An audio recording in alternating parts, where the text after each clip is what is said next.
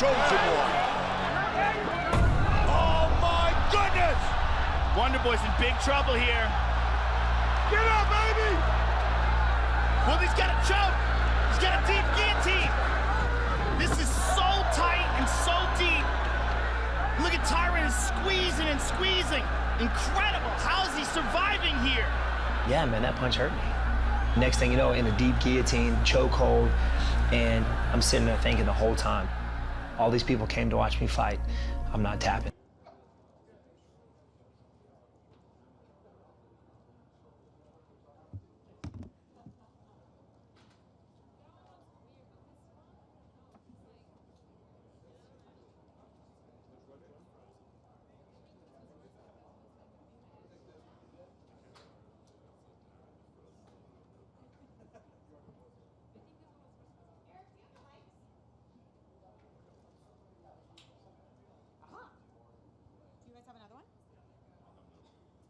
Second one, Eric, or just the one?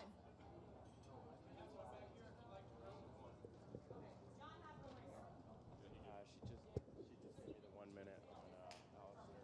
That's it? Here he comes right now. She's just coming to get the mic. That big O.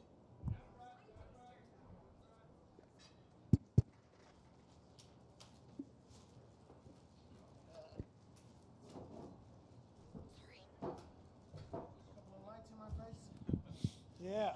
Alistair, congratulations on a big win for you. Obviously, it's not an easy thing to put Mark Hunt out like that. Talk about just how you felt about your overall performance tonight. I felt good. I felt very confident about the training, about the work I put in. After the Stipe loss, didn't take any time off. I just went straight back to the gym. Identified several things that we needed to improve and just start building from there, and definitely put in the hours. Wanted some additional time to prepare because UFC wanted me already to fight December. But I said, no, it's a little too soon. I need a little bit more time. And that's important. You know, you gotta, every fight is a test. Every UFC, it's not just a fight. It's life or death. That's how I treat it. And again, very proud about the team, people I have around me, very happy with the work that I put in, and it showed tonight. I thought it was interesting that afterwards, you kind of suggesting, it's not over yet. We're not done yet. Do you feel like people were kind of writing you off after the loss? People are always writing me off. Yeah, what can I say? What can I say? I mean, maybe it has to do with my longevity career. It's been 24 years training and competing. But I don't know, I just love fighting. I love the UFC. The UFC is truly the best promotion I ever fought for, and I've had a couple in those 24 years. They're doing a great job promoting us, the fighters, but promoting the sport worldwide in a proper way. And yeah, I'm very happy to be part of it. And last for me, you've mentioned the name Francis Ngannou a couple times. Curious why that one's interesting to you, because of course he looks like the dangerous young guy right now, the up-and-comer, and would try to make a name off you. I don't know how much you would get off him, and he looks like a really dangerous guy. So why is that a guy you want to fight? Well, I like to test myself. I believe that every opponent makes me better. And I don't know, he mentioned my name, and I was open to the idea. I was like, hey, wait a minute, somebody wants to fight me. I never back down from nobody who wants to fight me. That's one. And number two, of course, Francis is there. I would never, if that's going to happen, it's great. But I'm also going to be looking for that other fight, of course, championship fight, JDS versus Stipe. Two great athletes, two tremendous fighters. I really loved that first fight. It was back and forth and a very tough fight for both. But if JDS would win that one, I could see a rematch there too. Me and JDS. Alistair, a lot of the work in the fight was done up against the cage. Mark Hunt was able to land a few short elbows before you knocked him out. Was there anything in that clinch in terms of you having to make any types of adjustments, or was it just waiting for the opportunity to land those knees? Well, again, I remember from my first fight with Mark, the guy is durable, but above all, he's very strong. He has that one punch knockout power. So that's something that's constantly in your mind. You gotta, before you know it, you're waking up in the locker room and it's done. So that's something you gotta be careful about, and that means that's gonna stop your attack, your offensive.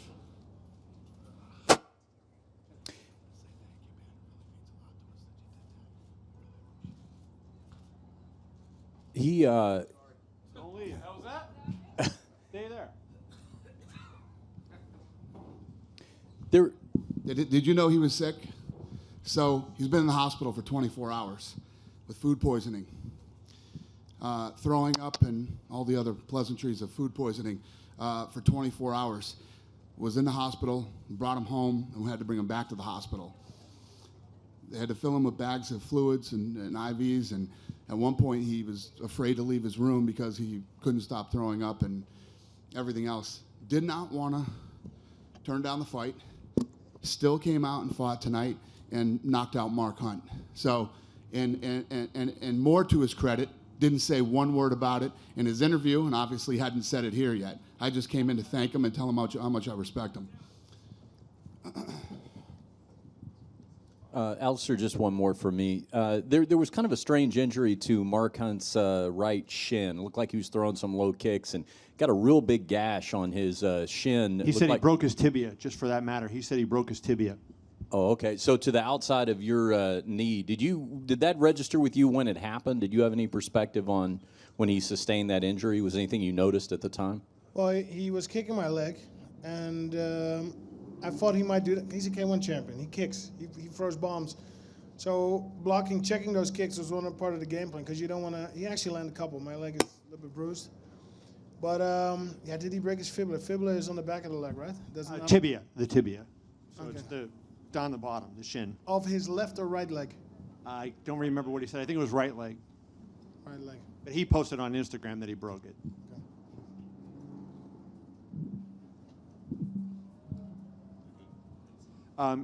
My first question for you, and then I have one for the president, is you were switching southpaw and conventional a lot in the fight. I mean, what does that do against a guy like Hunt? Well, you want him to guess what you're doing, right? And switching up opens up other possibilities of attack, defenses. Again, yeah, you got to be sharp for Mark, because one mistake and it's over. That's in the heavyweight division anyway. What with Mark Hunt in particular, we've seen him fight Bigfoot. We've seen him do it to Frank Mir. One mistake and it's this. So you got to be on your toes. You got to be sharp. Very happy that I was able to do that. Dana, I know we always talk about the matchmaking thing, but he mentioned Francis Ngannou afterwards, and the guy is as hot as anybody. But he's a young guy. Do you think that Francis is a guy that you could see at this stage of his career fighting Alistair? Well, we're planning something. He's already got something planned for this summer. So, but yeah, I think the guy needs, one or two more fights, and yeah, he could be there. Can I ask you about the main event, just your thought on the main? Sure. I know what he's sitting there. I don't want to. It seemed like neither guy was willing to engage, and both were so very cautious. What was your thought on when Joe Rogan said he thought it was an entertaining main event? The crowd did not. What did you think?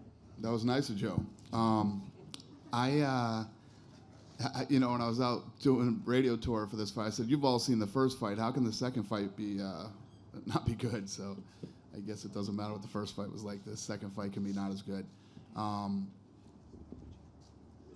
I had it 3-2 the other way. I thought that that Wonder Boy won 3-2.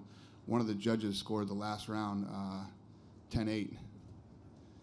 So that obviously throws the, yeah. Question over here for what? Hey, listen, man. It's easy to sit in your seats, drink some beers and some popcorn and boo people, man, but they're not in there fighting Tyron Woodley or Wonder Boy. These guys, a lot was at stake, and and these guys, fought the way they needed to fight to win. Woodley came out and made some big claims before the fight that we would have a definitive answer on who's the champion and things like that. I like Tyron. He just, He's talented. You've heard me say all the things he is before. You can't be upset if people or whatever now after that second fight. I mean, come on. Okay, sorry about that. Question over here to your right, Alistair. Hey, congratulations on the win. Just a question. The elbow he landed, I think, in the second round. How badly were you hurt? Definitely rocked me, and I didn't even know I got hit. till after the fight, till my coaches told me. So it definitely had an impact. But you know, when you're in the flow, you can also fight autopilot, and stuff comes back to you later.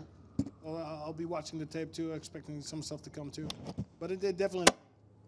And if you could clarify, I don't know what the rules are in total clarity here, but just to clarify, Alistair, were you administered an IV at the hospital? And if so, was there a therapeutic use exemption given by USADA? What happened there? Yes, we went through all the steps necessary. So got really sick, and yesterday I was at the weigh-ins. I was out. I was like low energy. I mean, I put on my my acting face, looking angry, but I had like zero energy. And if I'd felt today as I felt yesterday, I would not have been able to perform. But went to the hospital, got an IV, slept very good, took something to help me sleep. I could get some food in yesterday evening before sleeping, and recovered kind of okay. And yeah, we're going to go for it, and we're going to do this.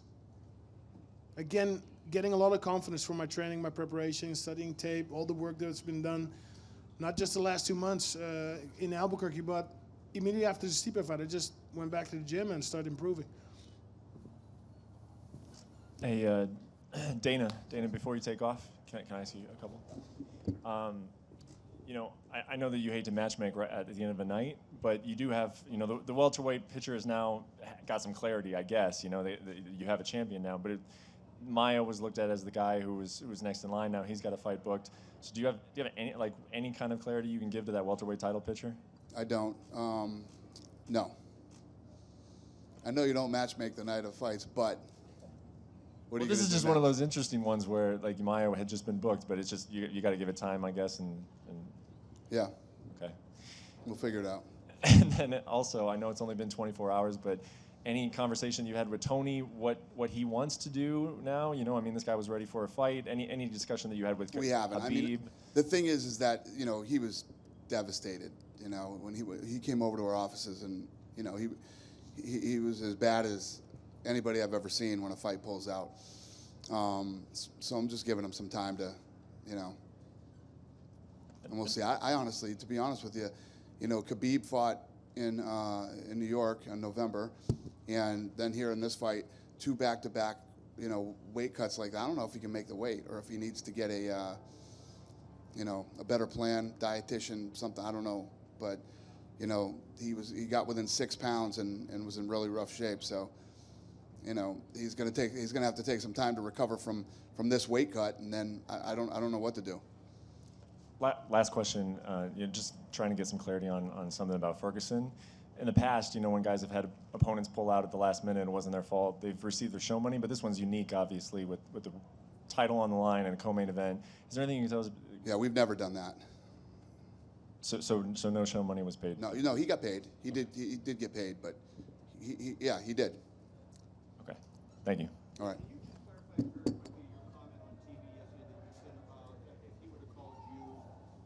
When you said if Habib would have called you, or Ali, or whoever it was, if they would have called you, can you clarify what you meant and what could you have possibly done? Yeah, so what would have been different was if he would have called Dr. Davidson or Brianna, the two who handle all the medical stuff for the UFC, they would have brought him right to the hospital. Apparently he was treated horribly at Sunrise Hospital. Shocker here in Vegas. I mean, that's no shock, but you know, he should have gone to Valley Hospital. He should have been with Doc D. Doc D would have got him right in. They would have checked his vitals. They would have, you know, seen where he was. But when you walk into just some random hospital here in Las Vegas and they see the guy and they tell him he's waiting cut, they just start filling him full of fluids. I mean, that's immediately what they do. They bring you in, they stick in the IV and start, you know. Doc D would have took him in, checked his vitals, seen where he was. I'm not saying that the fight could have been saved, but maybe it could have. We've been in these positions before. This isn't our first rodeo, you know, so. And did he have any, you know, I know he had a bad weight cut, but was there anything like, did they say a kidney failure, or what specifically did they say other than? No, well, he went in and I guess he was having pains, either where your kidneys are or your liver or something. I don't know the exact specifics, but he was having pains, and I'm sure you guys saw the picture. I mean, he looked terrible. You know, I don't think there was any real damage done to it. You know, when I say damage, I mean long term. I'm sure he's, you know, it's going to take him a little while to recover from this weight cut. But Yeah, he would have been handled a lot better had he called Brianna or Dr. Davidson, you know, because Ali told me that their experience at Sunrise was horrible. Cool.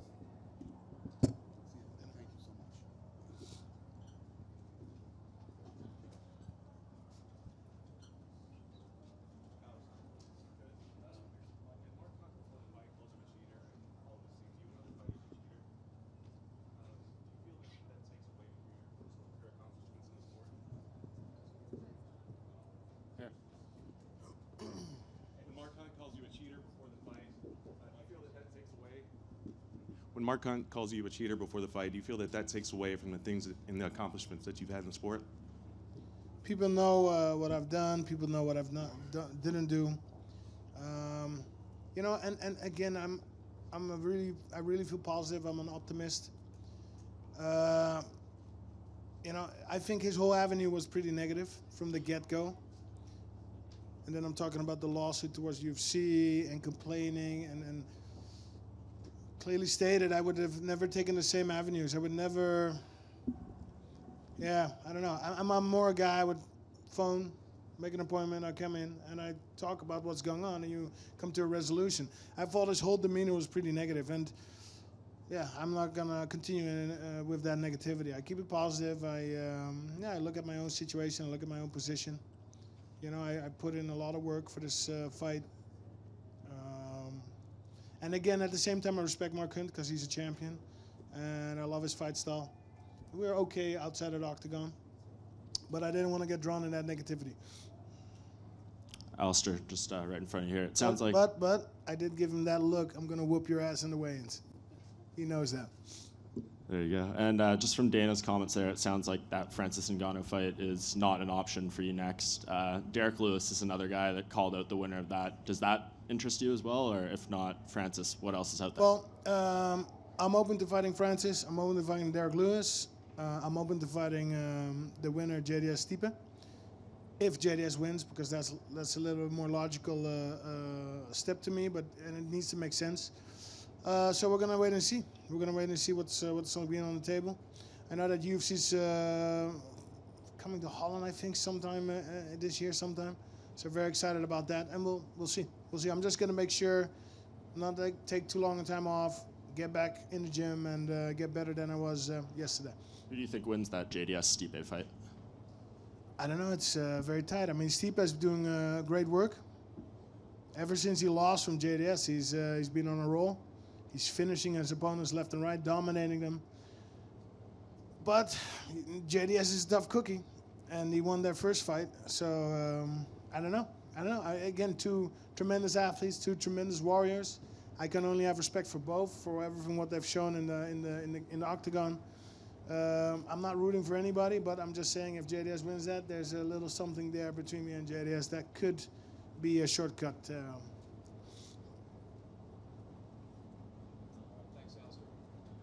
Thank you.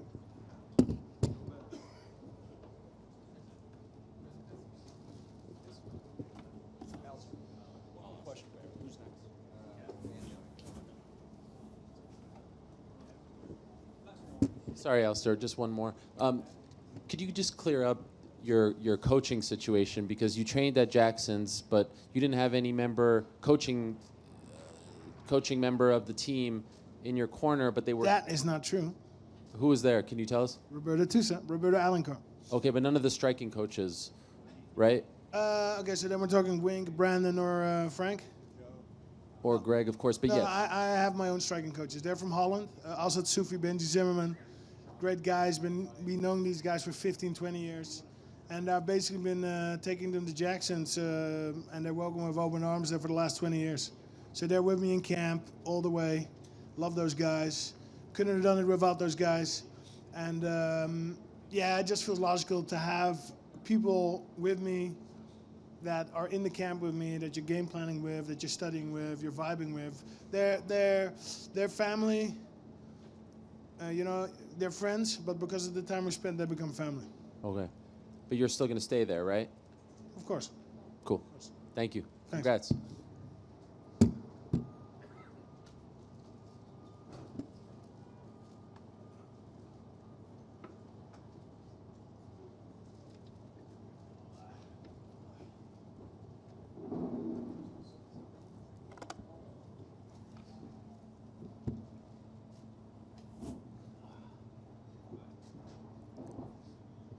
Lando, just right in front of you here. Great fight. You said beforehand that you felt that you were going to slaughter him on the feet in the striking exchanges. Now in hindsight, it didn't go your way. How do you feel about it? Was he tougher on the feet than you thought he was going to be? I never looked past the guy. He's an incredible fighter. I knew that from the get-go, and he just happened to be a better man tonight. How do you feel about your performance? Did you feel it was obviously very close? I feel like I absolutely underperformed my capabilities, and there's things I have to go back and work on and correct, and next time will come out better. Were you surprised that none of the judges gave you a round, though? Yeah, I thought I took the first round, but in hindsight, it doesn't matter. There's 2 rounds to him still. Lando over here. Did you think you won the fight before they announced the scorecards? In the midst of the fight, you never know. So I had no idea whether I won or lost. Was he better than you thought he would be? No, I knew he was going to be a killer. I knew he was going to be very good. I definitely was not looking past him one bit. He was everything I expected him to be. And tonight he was the better man. You said that you underperformed. What weren't you happy about as far as your performance? I felt like the cardio seems to be a recurring thing with me. The cardio kind of kept me from being as creative as I wanted to be, pulling the trigger in certain situations and keeping my footwork up to the level that I expected to be at. And I felt like that was the major problem in this fight. And because your knockout of Makdessi was so spectacular, you got so much attention for it, was there maybe in hindsight a part of you that was kind of headhunting and looking to top it or sort of replicate that kind of highlight reel KO? I found myself in there headhunting for sure, but I don't believe that was due to past performances. It just happened to happen like that tonight.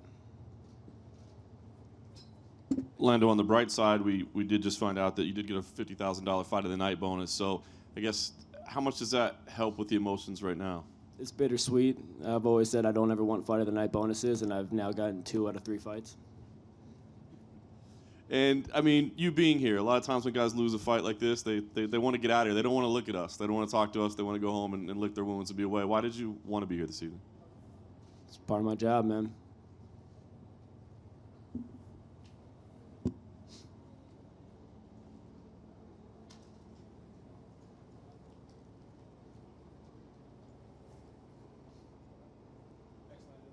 Thank you, guys.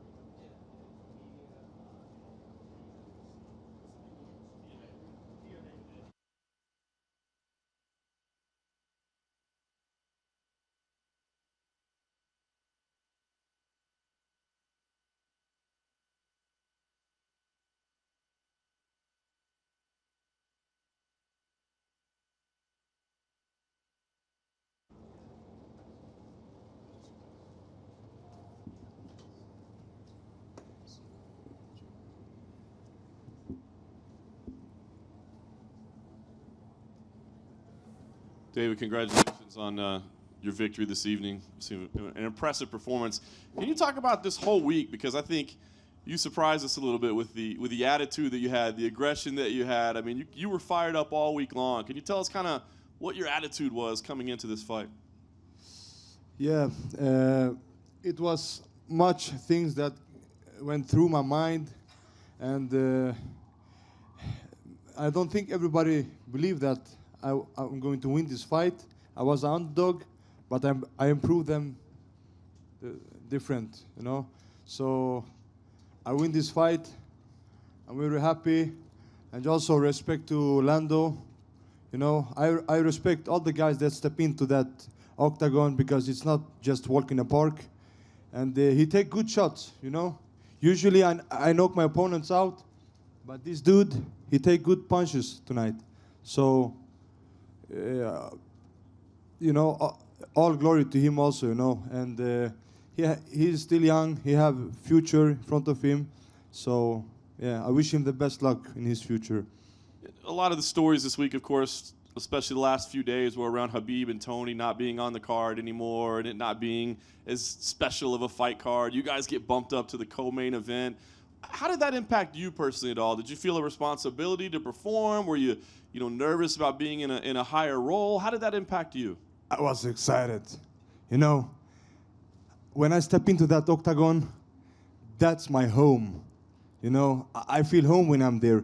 And I'm not there to just, do a regular fight. I'm there to put the best show ever to the whole fans, all the world. So people love to watch me, and I will continue to do that. And you said it's not. You want to be a champion. You're not here just to fight. So, how quickly do you want to move up the ranks? And I guess for your next move, does that Stockholm card make sense for you? Yeah. Right now, I'm going to enjoy my victory. I'm here in Vegas. It could be a better place. And, I'm going to take a vacation. Next week, I go to Miami Beach. So I'm going to spend some time there, enjoy my fight, and have vacation. After that, I go back home to Stockholm, Sweden, and keep grinding on my training. And I will take the next after that. My friend Alexander Gustafsson and Teixeira, that fight is done now. It's going to be. So let's see. Maybe if they want me, let's see what's happened. And I'm very happy to introduce myself for the whole American. And for hope I get new fans over here. And thank you, everyone. And something that everyone, they don't know about me, I'm a good singer too. Viva Las Vegas, ho, ho, ho. Thank you, everyone. And that's my brother, Daniel Teymur. He have 6 fights, all of them win by the first round. He's 145 pounds, and for hope, he's the guy next Swedish up to that octagon make his debut in UFC Stockholm, Sweden. Dana White, Sean Shelby, everyone. If you like my style, you should watch that dude. He's amazing. Thank you, everyone. Peace and love. I love you all. Thank you.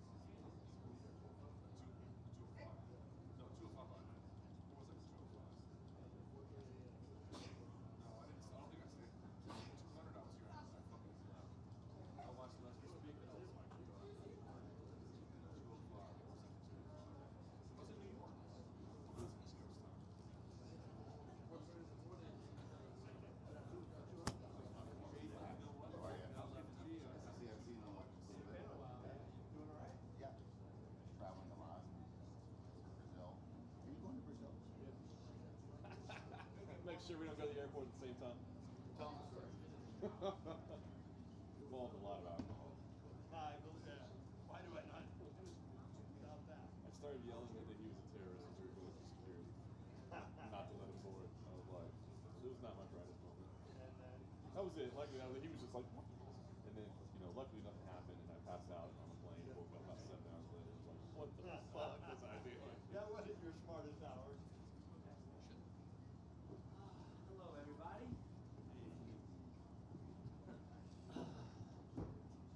Well, Steven, I know it's still probably fresh to you, but give us an idea of the emotions right now. To be so close twice and to come up a little bit short. What's the emotions right now? Disappointed, man. Worked my whole life to get here. I thought I won the fight, but you can't leave it in the judge's eyes. So that was on me. I know it might be tough to recount. You're saying you thought you won the fight. I'm not sure if you can recount the scoring, or how did you guys have it? Did you think you had it 3 rounds to 2? What did you feel? I thought I definitely thought I had 3 rounds. I know he took me down. I think it was in the 3rd round, but stood right back up. Of course, he landed some shots down on the ground. Didn't hurt. Tyron's a big guy. He's very strong. He's got a mean right hand, good takedowns, very strong in the clinch position. So I had to play it smart out there. So just try to pick him apart. Use my side kicks, use my jab, throwing leg kicks. And I thought I had it, man. And I don't remember what the scorecards were, but I think somebody gave him a 10-8. Yeah, in round 5. Which I don't see that. Yeah, he knocked me down, but popped right back up. I was good. Yeah. Certainly a tactical battle, but there were, kind of long periods of inactivity.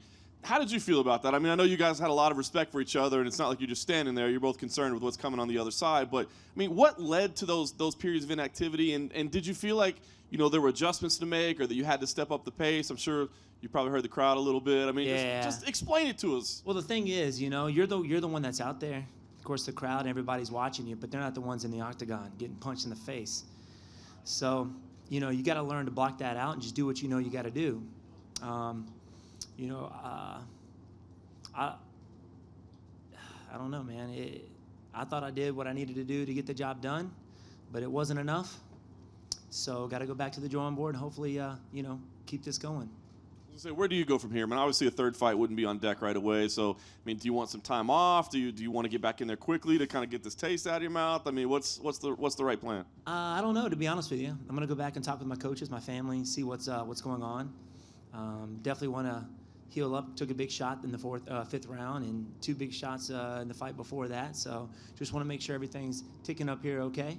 Yeah, I mean, I definitely, I'm a fighter. I'm gonna fight whoever.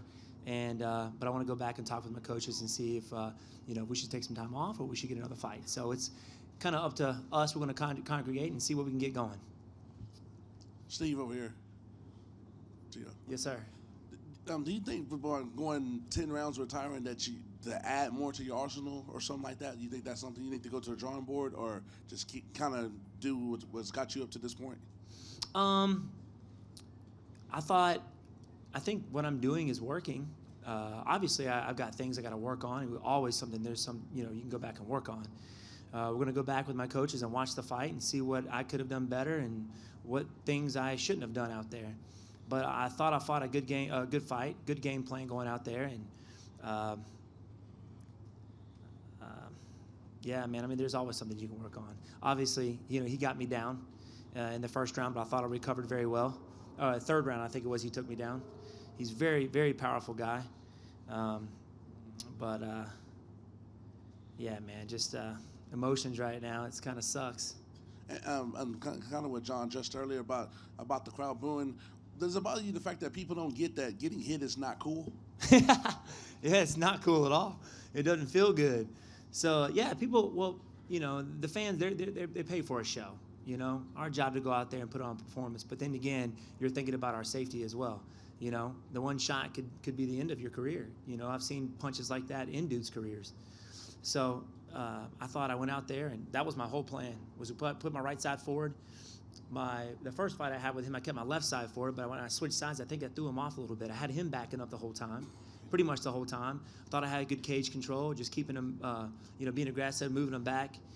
But yeah, it doesn't bother me one bit. I know I got a job to do out there, and my goal is not to get hit. So I don't, if the crowd boos, they boo, but they're not the ones out there fighting. And final question: do you think that you and Tyron's paths will cross before your career's over? Do you think you want that trilogy, or is it too fresh off the fight to even think about that before your career's over with? Yeah, man. You know what? We may face each other again. You never know. We'll work my way back up, and we might do it round 3. You never know. So right now, I just want to get back and rest. But I've been fighting for close to 19 years. So just want to go back and get some rest, get some sleep, heal up, and go back to the drawing board. You've talked about game planning and going to the drawing board. When you were doing that for this fight, were you anticipating it being this sort of tactical back and forth the way it was, or were you expecting something different from him to bring something else in?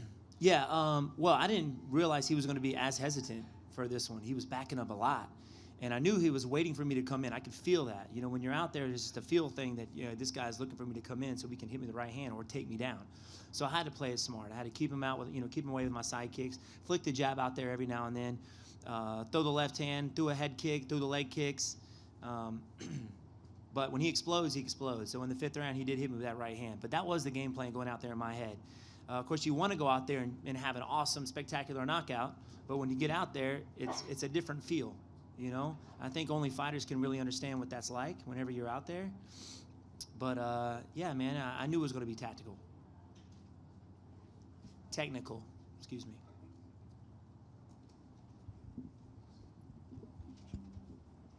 Stephen, Dana was in here a little while ago. He said he actually had the fight scored for you 3 rounds to 2.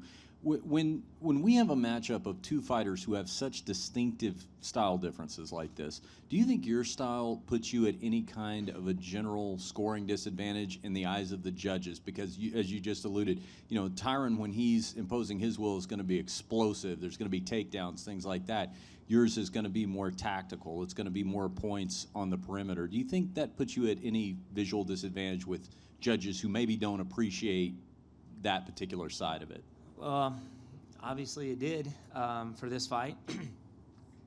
I wanted to explode. I wanted to throw, blitz him and throw big heavy bombs, but I knew he was waiting for me to do that. In the last fight, he waited for me to blitz in. He hit me with the right hand, knocked me down twice. So I knew that. So I had to kind of lure it out a little bit, kind of see where he was, and then blitz or then strike, but never got the chance to really go out there and do it because he never gave me an opportunity to. He was always ready, even though he was backing up the whole time. But yeah, I could see that being a disadvantage. After being in there with him now for 10 rounds, is there one thing you can put your finger on tonight as opposed to back in New York that felt wholly different to you in terms of the fight itself? Just my pressure to him, me backing him up against the cage. He would explode in every now and then, but when I wanted the center of the octagon, I got it. So he tried a whole lot to get me up against the cage. He got me down in the 3rd round. He's successful there. Popped right back up, but he didn't have the chance to do that because I had him backed up against the cage. So yeah, I think the pressure this time from me, just having him back it up, just letting him know he's not going to have the center of the octagon was something different. I think that threw him off a little bit too. And just lastly, about that 10-8 round that one of the judges gave him, part of the new rules changes is going to be a more liberal use of 10-8 rounds. Coming out on the losing side of that this time around, obviously you don't think it's a 10-8 round, but what are your thoughts in general on that change in scoring? Do you think maybe that's going too far in this case? You know what? To be honest with you, I haven't really sat down and thought about it. Now that looking at the scorecards, yeah, I'm like, crap. I don't see that being a 10-8. I just don't see it being a 10-8. I don't know what else I could say, but I think that's going to push guys to go out there and fight harder, I believe, because you can't go out there and leave it in the judge's eyes like that, which is dangerous, I think. For me, knowing that this guy knocks me down, he gets a 10-8 or, an easy 10-8, I got to go out there and fight harder. But, yeah, man, I don't know what else to say. Sorry. Yeah, Steven. Sorry?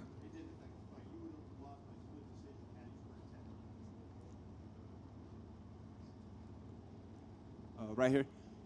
Steven, so Tyron's like known for being able to close the distance in fights and use his raw strength and his power, and you're really known for being able to pick guys apart at distance. But there were moments in the fight where you guys were literally at like a stalemate, where you were really close to each other, and there was like like you guys were really respecting each other. What do you feel like was causing that? We're both counterpunchers. You know, he was waiting for me to come in, and I was waiting for him to come in. And it's kind of tricky, especially with somebody who fights like that, because you got to kind of lure them out. You gotta. I was throwing a lot of feints and hoping he would bite on it. You know, in and out. Hopefully he'll try and hit me so I can counter him. But he made it very tricky. You know, he wouldn't go when I wanted him to go. He went on his terms, and it was a little bit hard. I hit him with a lead hand hook a few times, but no real big shots. You know. So I think with two counterpunchers, it makes it a little interesting. You know, makes it hard to kind of lure them out to do that, to be able to counterpunch them. So. Yeah. Just one more question. I know you worked on a lot of strength training in this camp, and do you feel like that really helped you in this fight? Oh yeah, definitely, man. I felt great. Actually, when he took me down, he kept me down there for a little bit, but getting back up, I felt fine. Like I got up pretty easy. He had a hold of my arm. It was an awkward position. I don't know if you saw it or not. He had his arm around my waist, and he had a hold of this arm. I couldn't get it out. He had a pretty strong grip. So once I got it out, I got up pretty easy, and we separated. But yeah, I think it really did help for this fight. Steven, you felt back here. You said you felt you were ahead, or you had won the fight. I'm way back here. Sorry. Okay. I assume you thought you won 1, 2, and 4. Did you feel in the 5th round you were just kind of running out the clock, and you had the win, and you as long as you got to the last bell? That wasn't the plan. No, sir. In the 5th round, I think he felt that he was losing, so he was going to be a little bit more aggressive. So he was trying to get me to the cage to end up taking me down. I think to get that. That's my opinion. That's what I felt when I was out there. So I had to get on my bike and move a little bit so I wouldn't get caught up against the cage. So that was the whole game plan there. So I wasn't trying to run the clock out. I was just trying not to get pinned up against the cage. You talked a lot this week about there's good days and there's bad days, and the first fight just happened to fall on a bad day for you, and you don't think you performed to your best. Do you think today was a good day? Do you think it was a much better performance, or how did you kind of evaluate it? Yeah, I felt great out there. You know, I was very coherent. I was very aware. The clarity out there was awesome. Like, I could see everything he was throwing. So, yeah, I felt fine, man. Going into that 5th round, I'm thinking in my head, I got this. Maybe I shouldn't have thought that. Maybe I should have pushed a little harder. And then the last thing for me is the wait for the scorecards. First time you had to sit there and wait for the scores to be read. Now today you had to go through that again. Was it the same feeling? Was it a different feeling as you kind of stood in the cage and waited? Oh, no. I thought, me and my coaches, we thought I had it. We thought I had it. And then once they started calling out the scorecards and they had a split decision, that's when it kind of my stomach kind of dropped a little bit. And I was like, this could go the other way. And then he said, and still, and then I was like, man. Of course, you always go back and think, I should have done this and I should have done that, but what matters is what you do out there then and there. And that's on me. Steven, real quick, you said time and time again in the lead up to this fight that the first time you didn't feel like you left everything out there, and that was the goal going into this one. Do you feel, in hindsight, that you did that? I felt that I did. The game plan was to go out there and pick him apart. I mean, when you're out there with somebody as strong as him, you don't want to be clinched up. You don't want to get hit with that right hand. So you have to pick him apart. You know what I mean? And that was the game plan going out there. Switching sides, I kept my right side forward, which threw him off. I think he was backing up a little bit, pretty much most of the fight. But yeah, that was it. I felt fine. And it took you a 7-fight winning streak to get the title shot the first time around. Obviously, this one came as the result of the draw. Do you think you're going to have to put a run like that together in order to get back to this position again? I hope not a 7-fight. I hope it's not that many. But I can see myself fighting for that title again. I'm not giving up. So I'm going to go back, and we're going to go back to the drawing board. I'm 34. I'm a young 34. So I got plenty of time, I believe. Steven right here. Yes, sir. One of the stories of this week was Josh Donaldson was going to be in the house for your fight. I ran into him in the back. He said, "It's okay. I'm still proud of him." I'm curious if you've had the chance to talk to him. I haven't had a chance to talk to him. I actually, going out to the octagon, he was there to support me. He was like, "Hey, man, Steven, we love you, buddy. You got this." He's an awesome dude, man. Not really a whole lot of people realize, somebody at his level can be such a cool dude, And he's a good buddy of mine, and I'm super glad he flew in. He flew in today, and he leaves today. So he came out here to support me, and that's amazing. That definitely hits me here. Hey, Steven. Of course you said that you never want to leave it in the judge's hands, and you shouldn't have done that. That's what everybody always says. But you do know that it can go to the judges.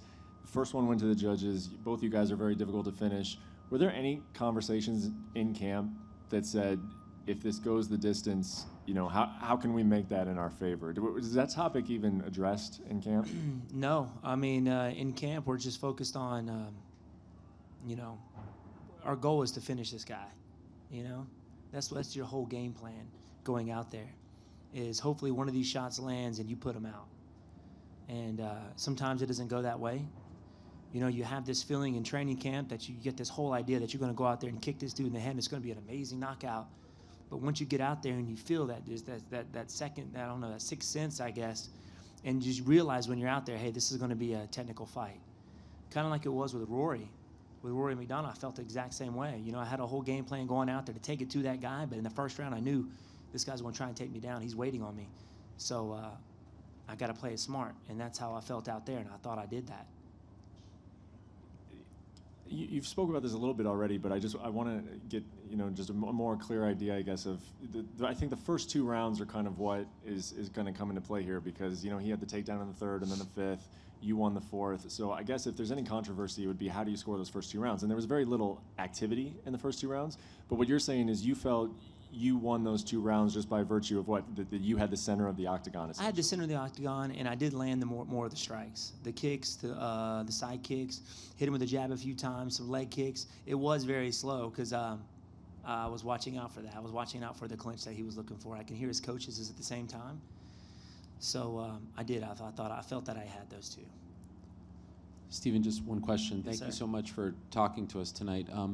A lot was kind of said between you and Tyron, and I know maybe at times it kind of bordered on personal. Are you able to walk away from this, not so much feeling good about the relationship, but are there any regrets about the build-up and, just because I know it was a bit out of your comfort zone at times? Yeah, not at all.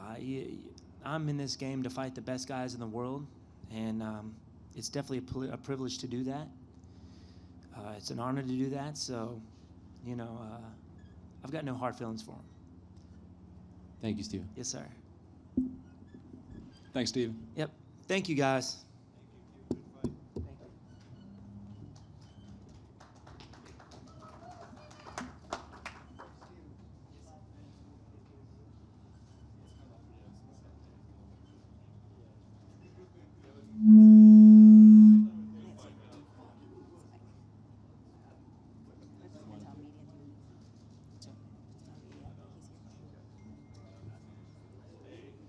Gang, we'll go ahead and bring Bob Bennett up next.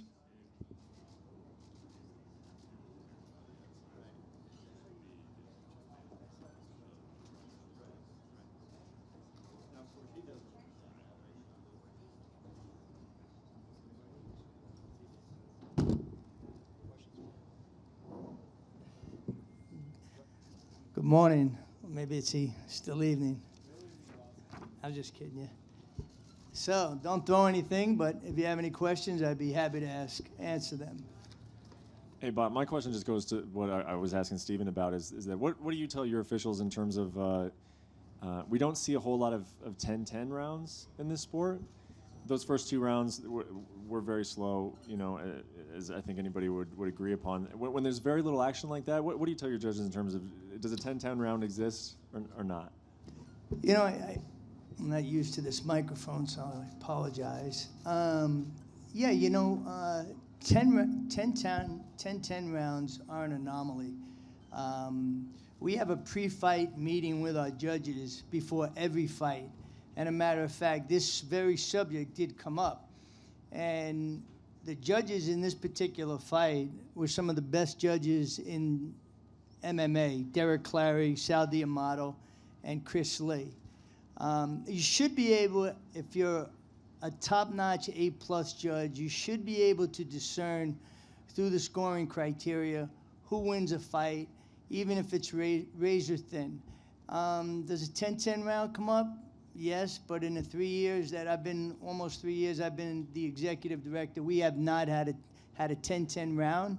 And I think it's incumbent upon the judges to, be on the top of their game and to be able to pick a winner in that round. Because one effective strike or kick can determine who wins a round.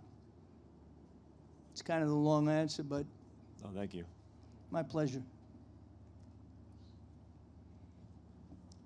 Hi, Mr. Bennett. How are you? Very good, Ariel. Yourself? I'm good, thanks. Is there a particular reason why you came to the press conference, or are you just here to field questions? No, out of respect to the promoters, I usually show up at press conferences, and then I got a couple of texts, so I thought after we just finished conducting our debriefing, I'd come up in the event that anybody had some questions or concerns. And obviously, we saw it 3-2 the other way. So just out of respect to the promoters and the fighters, we take a lot of pride and in the Nevada State Athletic Commission to ensure that the right fighter wins. We train, we work hard, and it's just out of respect to everybody that I come up here on behalf of the commission. We appreciate it. So I have a question about Alistair Overeem, because Dana White said that he was sick and in and out of the hospital. Did either you or your medical team have to clear him? Did you know that he was sick leading up to the fight? Yes, I won't specifically comment on his medical condition, but it was brought to my attention, I don't know, an hour or two after I arrived at the arena. We discussed it. There were no violations, and according to what's conducted for what's on the WADA prohibited list, I did have one of my outstanding, and I pardon my modesty, but he is an outstanding doctor, a ringside physician. He did go ahead and consult with the fighter, and he was fit and ready to go, which was evident by his performance tonight. And I just had two other questions. Please. After the weigh-ins yesterday, there was some talk that they were trying to keep Ferguson on the card against Michael Johnson. How would that have worked if we were past the 2-hour weigh-in window, 9 to 11 a.m.? How would he have been allowed to compete if a deal was struck? Well, first of all, we like to have all the medicals in 48 hours before the fight, before the event. However, if that doesn't work out because somebody has some challenges, we work with the promoter to try and accommodate them. I can tell you on a smaller, I'm digressing a little, but I am answering your question. On a boxing show with a much smaller promoter, we even let a guy weigh in to get him on the card so he could fight, and then we had him go see a neurologist with his images and to make sure we could clear him. The fact that the weigh-in was over and this was a little bit different, we would have made arrangements, which we did. We set up the minute the initial weigh-in was over. We had a security person on the scale for the weights and measures to make sure nobody played any games with the scale, had them maintain a surveillance log, and we were actually going to weigh him in. However, the UFC wanted to actually, if that fight came to fruition, if he would have been in a ceremonial weigh-in, then I either would have weighed him after that with inspectors and then would have invited the press, so there was full transparency there, or we would have weighed him in before the ceremonial weigh-in.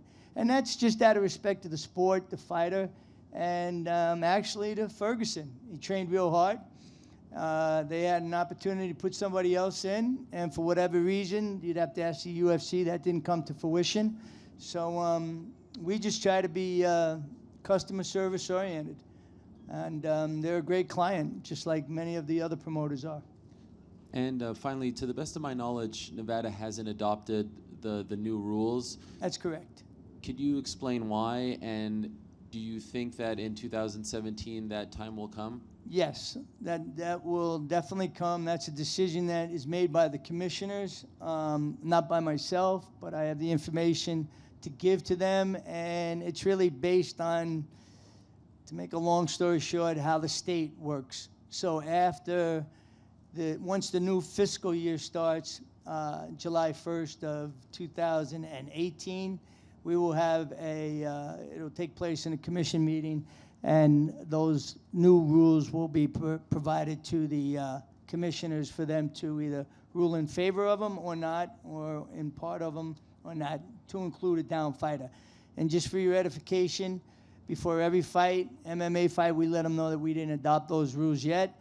And in the pre-fight instructions given by the referees, the fighters are aware of that. Bob, just one quick note for clarification. Just kind of reading between the lines a little bit. I mean, when you say that, you know, one strike, one punch or kick could be the difference in a round, and that a top judge should be able to determine the winner. I don't want to put words in your mouth, but would you say it's your position that you kind of recommend against a judge issuing a 10-10 round? Not at all. And that's a fair question. I'm glad you asked me. No, these judges, just like in the boxing events, you got to score around the way you see it. I don't put any pressure or stress on them. It's totally incumbent upon them. I have something that I use, which is called the POD index, for those of you that are familiar with it.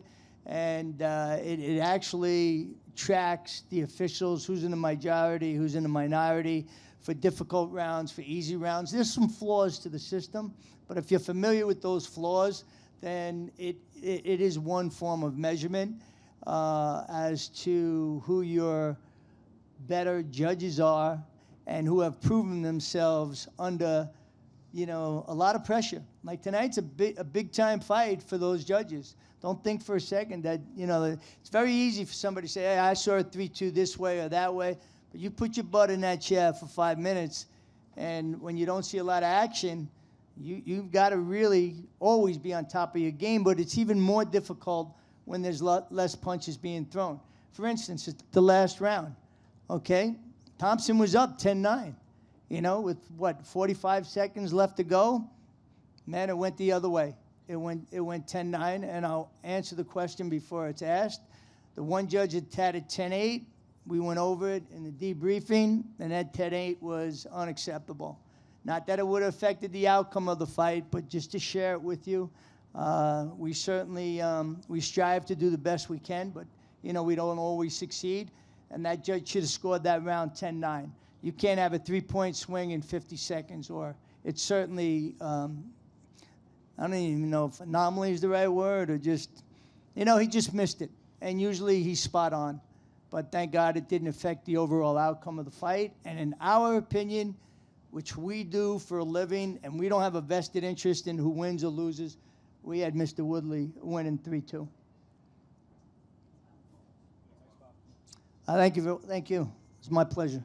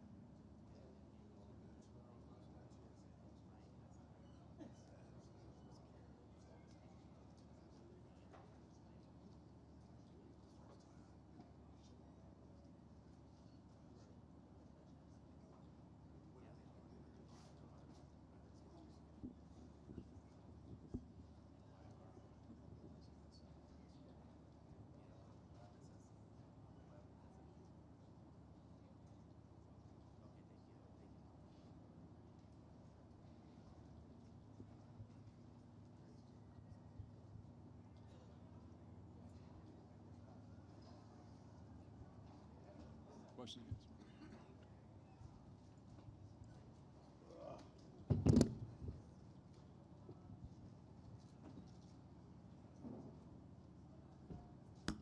Tyron, congratulations on a victory this evening. Thank you. No, it's still fresh, but just give us your thoughts overall. A very, very intense fight, very technical fight.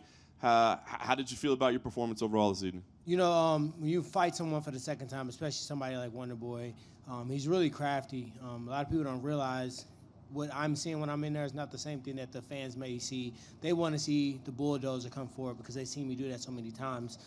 But when I came for it a few times, you saw me get those double right hands upside the head. So his counterattacks is a lot. You know, he's probably the best counterattacker in our division. So I had to be cautious. I had to be patient. I had to really block out the boos, and I had to find the right entry to get in close enough to do damage. And it took a while for me to get there, but you know, I got it done. You know, among the media and among fans, scoring was across the board. Some of those rounds were very tight and tough to score. How did you guys have it, and how comfortable were you, especially after given what happened in the first fight, that you had done enough to win? You know, I didn't get a chance to talk to Steven afterwards very much. But me personally, I thought the fight was close. I thought it was close going into the 5th round. You know, it's kind of a Sai-Fu. You know, I didn't really realize exactly what round we were in and what. But my coaches always tell me to finish strong, finish hard. And you guys know me, man. I've only had like 3 decision, fights, probably in the UFC, maybe a couple more. But in general, I'm always trying to finish anyway. I'm always trying to finish the fight. So when I hit him, I knocked him down. I saw him hurt. I guess I knocked him down again. I didn't recognize I knocked him down twice in the round. And my coaches told me I probably shouldn't have hit him again because it looked like he was out. But he's a tough kid, man. He got a tough chin. I haven't hit anybody that many times, and they lasted since Carlos Condit. So hats off to Stephen Thompson. Very difficult guy to prepare for. Very annoying training camp to bring in guys. And, I'm excited to move on with my career and prepare for a regular freestyle fighter.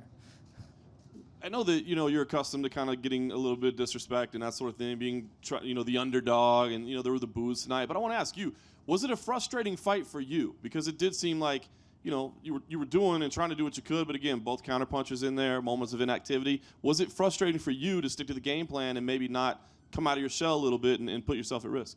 Yeah, it was frustrating. I mean, there were moments where I should have, maybe faked the shot, came up punching, went back to the shot, came up punching. Just some stuff to chop the street down to get a little closer to a longer opponent. So, yeah, I could have done a little bit more of that. But there were times where the opening wasn't there for the takedown. It wasn't there. Like trying to just jab him in the face is hard because he looks a lot closer than what he is, and he's waiting to fade back and counter with his right hand. And I've seen it time and time again. He fades back, counter right hand, lead leg roundhouse, and that's what he knocked guys out. I mean, he did kick me in the head this time. Last fight, I was able to neutralize every single kick he threw. I think he landed maybe 1 in the throat. This time he landed probably 2 upside the head. So, I was tough and I stepped forward. That's what champions do. I guess I'll ask you since I thought someone else had the mic. In the 5th round, Tyron, you came out so hard, which you didn't do in those other rounds. And I wonder why you felt the need to do that if you felt it was going okay for you in the first 4. Well, you never know if it's okay for you. You should never go in there with the mindset, okay, I'm up, let me coast, because that's how you go out there and you lose a fight. I just wanted to finish strong. If I would have won all 4 rounds clearly and dominated him and took him down and laid on top like everybody wants to see me do, then I would have still came out hard in the 5th round. That's just the way that we train. That's the way we practice, and that's just ingrained in my mind. And I wasn't suggesting that you knew, but I was suggesting that since that was successful, had you thought about that even earlier in the fight, because obviously your pressure forced him to change and you were able to land that right hand. My coaches, obviously a little tentative from the last fight, the way the judging went. And, I really feel like they were telling me, go, go, go. You got to go forward, because they didn't want me to ease up and think that I was winning the fight.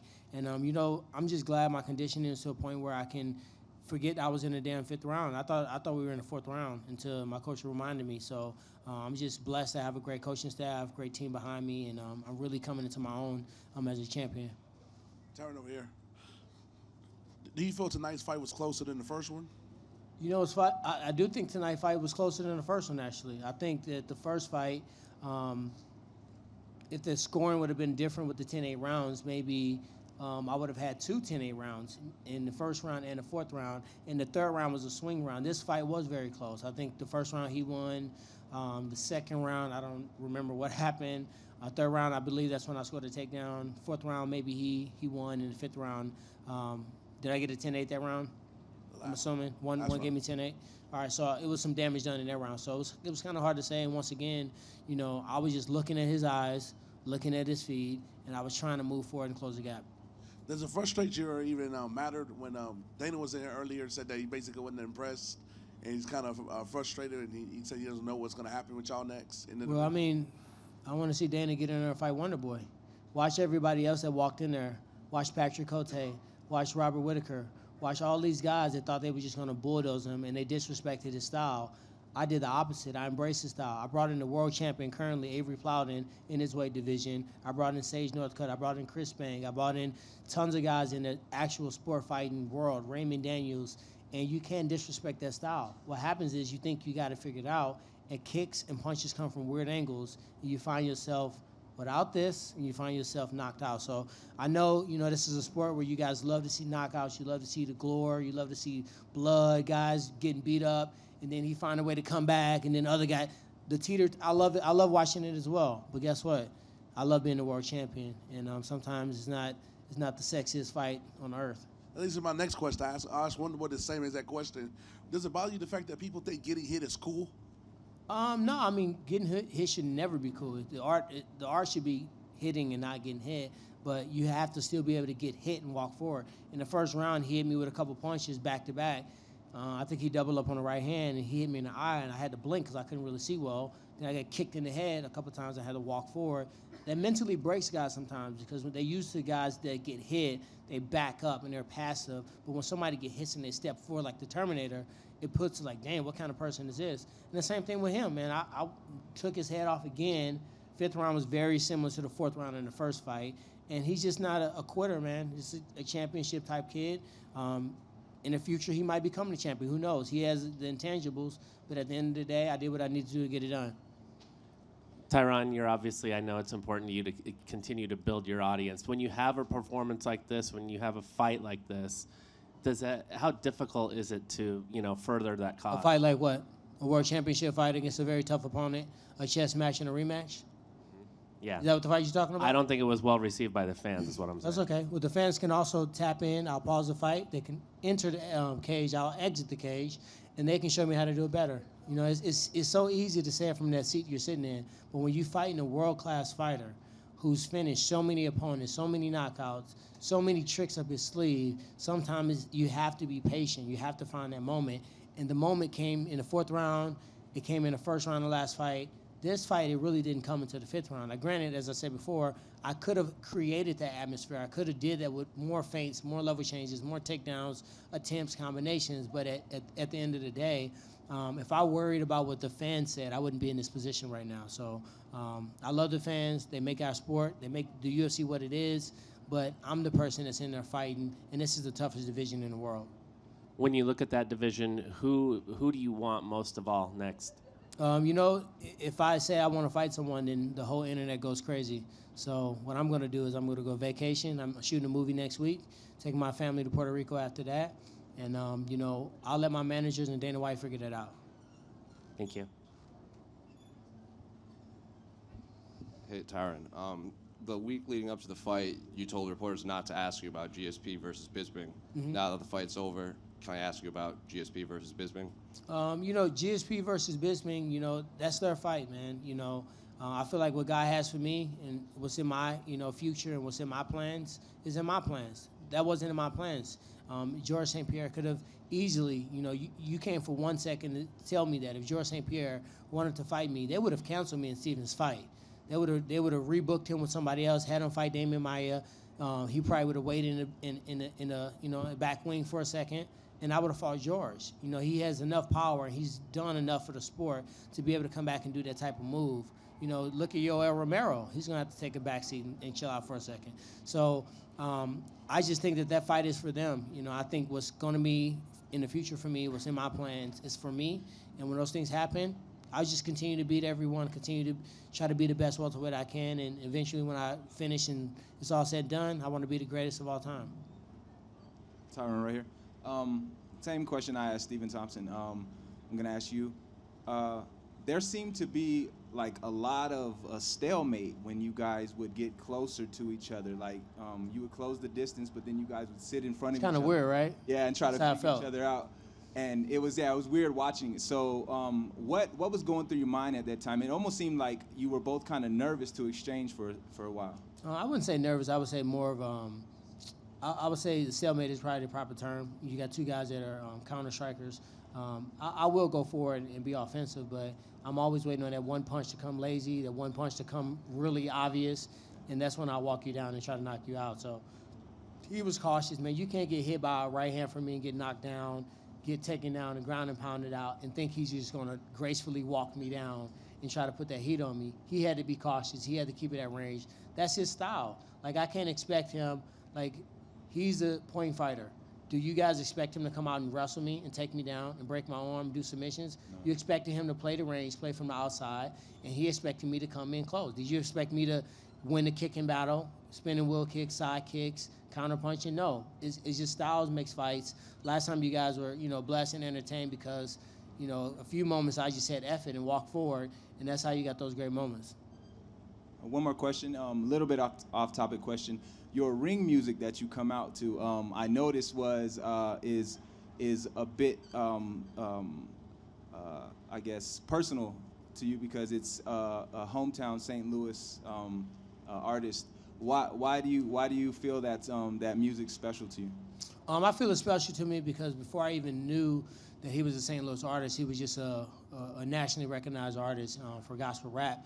And the lyrics to the song was just saying, I have my full armor on, my head held high, and I'm going into battle. And I always feel like this is a spiritual warfare for me. So when I talk about, carrying my shield and going into battle, and I think about all the distractions, all the ways out, all the people that want to see me lose, it's a lot of pressure. People don't understand that you think you got this, your life has changed. To be honest with you, my life is a little bit better before I had the belt, if you want to be real. So with that said, I play that music. It gets me going. It really feels soothing for me, and that's why I keep rolling with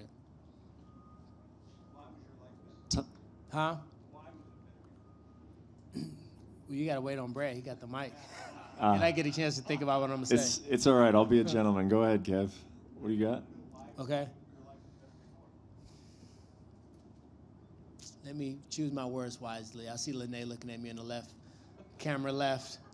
I just think that, it's a lot of pressure as a champion. I think that, you got to separate yourself. You want to be the best in the world. You want to wear the gold. It comes with a lot. It comes with a lot on your platter. It comes with a lot of expectations, a lot of, obligations. And I feel at a certain level you have a duty. And I feel like part of the time my duty is to, be honest. And if I see something that's incorrect, speak on it. If I see something that's, right, congratulate that as well. And in our society, everyone doesn't like to hear the truth all the time. And when you speak the truth, sometimes people are either sensitive or insensitive. And, as we all know, I see all you guys quiet. I don't want to ask me the wrong questions. Sometimes I get a little bad rap for, just speaking on things that I think are true. Tyron, just a real quick question about the scoring right here. Those first two rounds, a lot of people are already talking about those just because they are difficult rounds to score because just not a whole lot happens. Yeah. And I wanted to get your opinion. As the guy who's fighting with his back sort of towards the fence, does that make you anxious when you're thinking back on how they score this fight before it's red? Do you think about that? Like that can be seen as a disadvantaged position? I think that's a misconception in fighting. A great example, I was cornering my buddy Eve Edwards when he was fighting Tony Ferguson. And he had his back against the cage, but Tony Ferguson throw a punch. He would light him up with 4 or 5 punches and throw a leg kick. And he would do it again. He would slip a punch, 2 or 3 punches, throw a leg kick. The judges scored in Tony's favor because they call it ring generalship. So sometimes you think that just because you're moving forward, you're the aggressor and you're doing the damage. Sometimes it's the opposite. I've knocked a lot of guys out going backwards.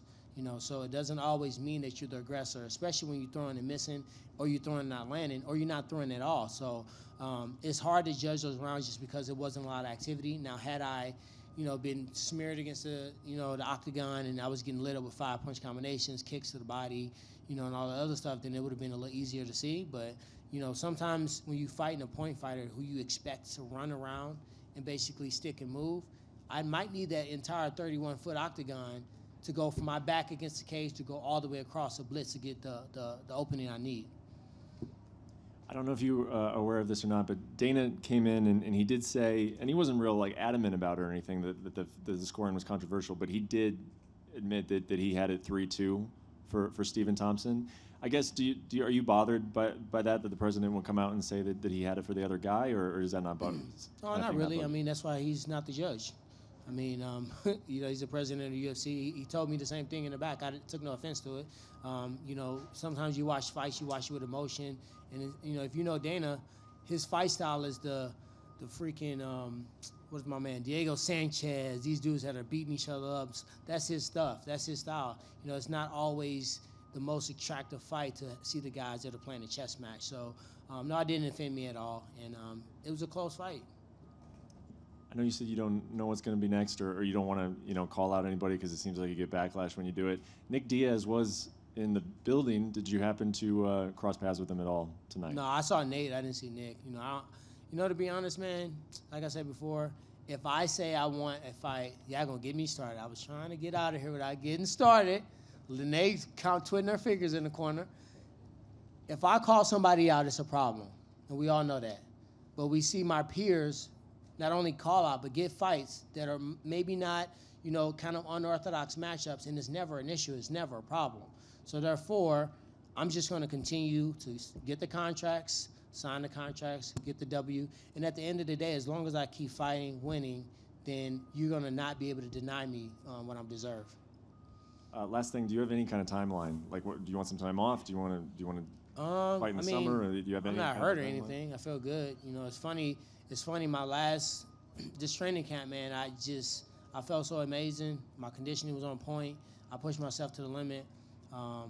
My 2 training camps before, which I never speak about injury, I never speak about what's wrong with me, because I feel like if you sign a dotted line, you go out there, win, lose, or draw, you take it, you take the W or you take the L. But my hamstring was completely torn for Robbie Lawler's fight.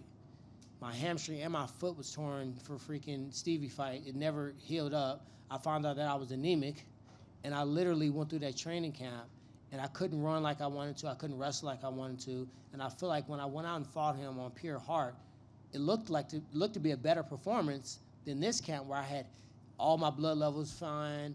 I was freaking running. I hadn't taken supplements in 2 years.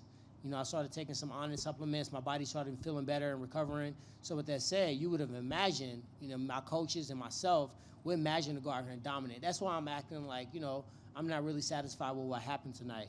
It's not that I had a horrible fight or, some travesty took place. It's the fact that the way that I trained for this fight, the way that I was ready to go, I expected to go out there and purely dominate and possibly finish.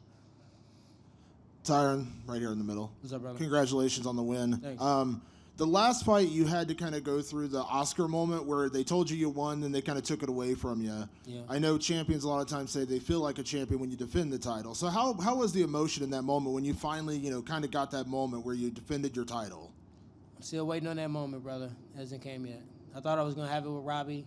It's kind of bittersweet because he was a friend and a teammate, so I didn't really feel the need to celebrate. Obviously, the anticlimactic moment in New York, and then this moment. So hopefully my next few defenses or so, I'll finally feel that feeling like I'm the champion.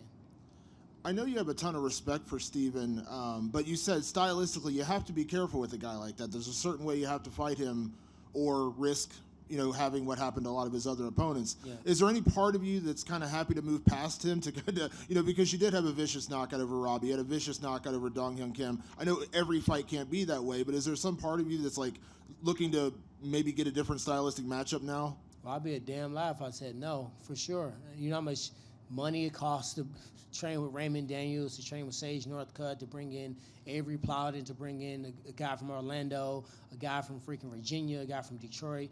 It takes a lot of money. It takes a lot of time. I am ecstatic to train for a regular freestyle fighter, even if it's someone that, like, a jiu-jitsu guy, like maybe Damian Maia, or a striker with good wrestling defense. Like, I literally, for an entire training camp, if I see another foot go towards my head, I'm gonna freak out. And last question, kind of a two-part question. You're not going to call anybody out, but obviously we know the fight coming up in May between Damian Maia and Jorge Masvidal. A lot of people would say that's probably a number one contenders match, especially for Damian Maia. Kind of two-part. One, how do you see that fight going? And two, is there any kind of emotion for you because Jorge's your teammate? I mean, that kind of puts you right back in that Robbie Lawler situation where a guy that I'm sure you care about, a guy you consider a friend, could be knocking on the door to fight you for the title. That's so far away, man. May's going to come up, and I'm pretty sure those guys aren't going to fight in May and then be ready to fight again in April. So we're in March right now. I'll watch that fight and see what happens. Low-key, I kind of feel a little bit bad for Damian Maia because I feel like he should have been fighting me tonight, and he has to fight George. George is a tough matchup for him. They couldn't have matched him up any better as far as style matchup. It's very tough to take him down. And on George's side, I'm a champion, man. This is a sport, and we got to do what we have to do. I'm not in the business of trying to deny people their opportunities to try to feed their family and be a world champion. So I'll watch that fight, see how it goes, and we'll go from there. Tyron, just a couple of questions in regard to a few things Stephen Thompson said when he was out here earlier and gave credit to you. He said that in terms of the biggest difference for him fighting you in the second fight compared to the first is that he felt like you were giving him far fewer opportunities to capitalize throughout the fight. Was that something you were aware of from the beginning to the end of the fight, that you were tighter in your or more conservative in your chances to give him opportunities? I can speak on it now because I don't think we're going to run this back right now, but just in general, when Steven starts to faint and he starts to, kind of stutter his front leg, I know he's coming in. And to neutralize that, all I had to do was fake a little level change shot, because then he has to give me my respect because I'm a All-American wrestler. So I utilized that. He utilized his feints. I utilized my fakes. So we kind of went back and forth. And I don't know that he didn't get the opportunity, but I don't think we gave each other the opportunity because this is a big fight, man. This is the world championship.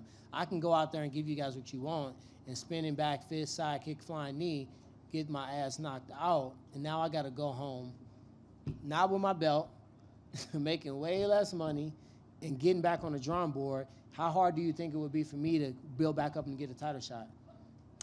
I got to think it'll be 2, 3, 4 fights. There was also a moment in the third with your takedown where you had wrist control on his right arm, and you had his arm pinned kind of underneath his body. It was a very precarious position for him. Can you talk us through that moment? Did you sense that maybe that might be an opportunity to finish the fight ground and pound if you'd have been able to hold him there a little longer? This is going to sound funny, but I train that position every dang on day. The side that I want to be on is the opposite arm with my opposite hand, which would be my right hand, to punch, and they'll go for my head and arm triangle. So when I took him down, I had that wrist. I was in my mind thinking like, damn, how can I switch over to the other wrist? And when I thought about that, you saw me kind of pull him off the cage, and I turned his direction to go the other direction, and that's when he started making his way up. At that point, I just kind of let it get back to the feet, I guess.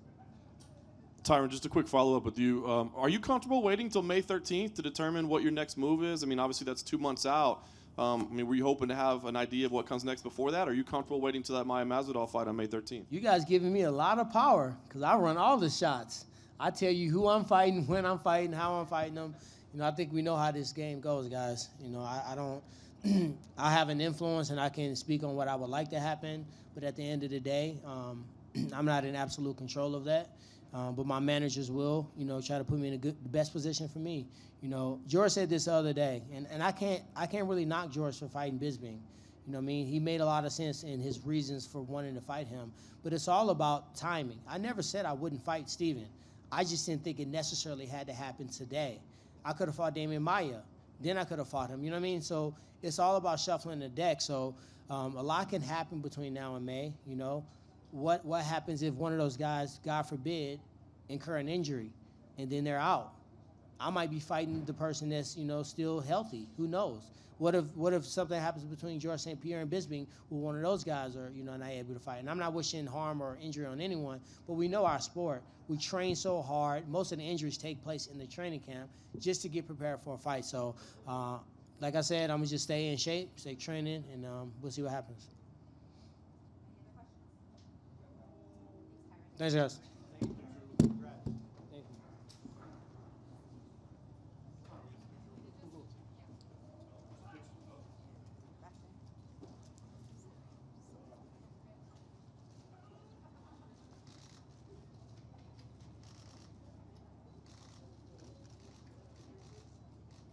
the biggest personalities in MMA. I make the predictions and I make them wrong. Now host the best podcast in the sport. I'm the first guest. We're not going to mention the 8 fighters that said no. UFC Unfiltered with Jim Norton and Matt Serra brings you the latest in fight news and analysis, behind-the-scenes stories, pop culture debates, celebrity guests, and more. We have The Rock calling in. How are you, man? I just want to see a great fight. Hear new episodes every Tuesday and Thursday on iTunes, Google Play, Spotify, and UFC.com. UFC Unfiltered, powered by Digital Media.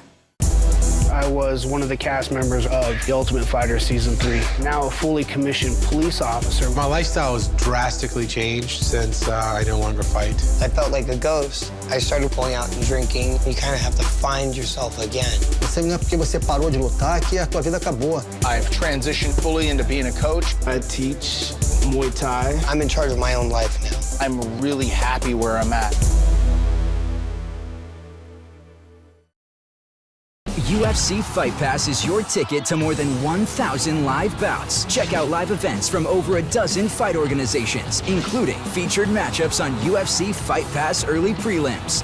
Invicta, the world's premier all-female MMA organization. Catch MMA from the Midwest's action-packed Victory Fighting Championship. See the live jiu-jitsu tournaments on the Eddie Bravo Invitational and the world's best kickboxing on the Glory Super Fight Series. Start your free trial now.